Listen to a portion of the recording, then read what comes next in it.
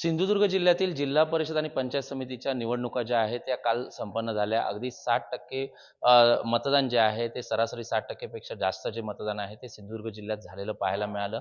आणि या ज्या मतपेट्या आहेत त्या जिल्ह्यातील प्रत्येक तालुका वाईज म्हणजे प्रत्येक तालुक्यामध्ये अशाच पद्धतीने स्ट्रॉंग रूममध्ये ठेवण्यात आलेल्या आहेत. आणि आपण जर पाहिलं तर या ठिकाणी मी आता कणकवलीमध्ये आहे आणि कणकवलीमध्ये तहसीलदार कार्यालय आहे त्यामध्ये हा स्ट्रॉंग रूम बनवण्यात आला आहे. सिंधुदुर्ग जिल्ह्यात एकूण 100 पंचायत समित्या आणि 50 जिल्हा परिषदासाठी ही निवडणूक झाली होती. मात्र जर पाहिलं त्यामध्ये पहिल्यांदाच 25 उमेदवार जे आहेत त्यामध्ये जिल्हा परिषदेचे 8 आणि पंचायत समितीचे 17 उमेदवार जे आहेत ते बिनविरोध निवडून आले होते. त्यामुळे हे महायुतीचे उमेदवार निवडून आल्यामुळे जर पाहिलं तर महायुतीचा एक बोलबाला जो आहे तो या निवडणुकीत पाहायला मिळाला. मात्र आता ही निवडणूक जी झाली ती पंचायत समितीच्या 83 जागांवर आणि जिल्हा परिषदेच्या 42 जागांवर ही निवडणूक प्रक्रिया जी आहे ती पूर्ण झाली होती.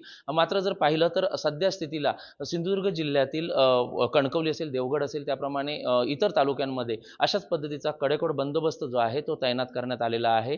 पोलीस प्रशासन देखील सज्ज झालेलं आहे. मात्र मतदार राजाने कोणाच्या बाजूने कौल दिलेला आहे हे मात्र आता मतपेटीत कैद झालेला आहे आणि याचा निकाल जो आहे तो उद्या सकाळी 10 वाजल्यापासून सुरू होणार आहे. त्यामुळे प्रत्येक उमेदवाराची उत्कंठा जी आहे ती शिगेला पोहोचलेली आहे. प्रत्येक उमेदवार एक प्रकारे देव पाण्यात ठेवून बसल्यासारखी परिस्थिती सध्या सिंधुदुर्ग जिल्ह्यात पाहायला मिळते. महायुती आणि महाविकास आघाडी ज्यामध्ये शिवसेना म्हणजे युबीटी जी आहे ती प्रत्यक्षात यांची लढत जी आहे ती पाहायला मिळाली. त्यामुळे आता मतदार राजाने कोणाच्या बाजूने कौल दिला हे पाहणं तेवढंच महत्त्वाचं ठरणार आहे. व्हिडिओ जर्नलिस्ट अनिकेतसह विशाल रेवडेकर, LS मराठी, सिंधुदुर्ग.